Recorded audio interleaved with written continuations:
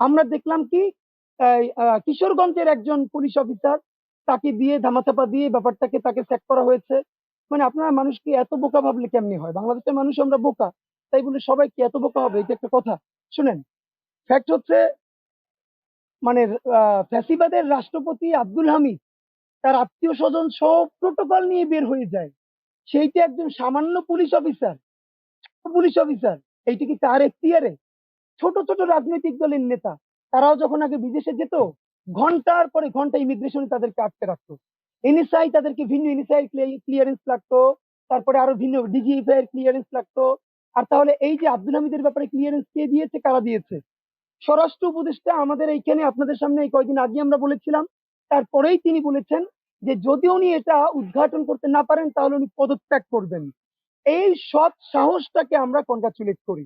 এবার আমরা এটার অ্যাকশন দেখতে চাই। আপনি অন্য যা কাজ করেন এটা করতে থাকতে হবে। অনতিবিলম্বে আব্দুল হামিদকে কারা দেশ থেকে পালাতে সাহায্য করেছে তাদের নাম ঘোষণা করতে হবে, তাদেরকে বিচারের আওতায় আনতে হবে।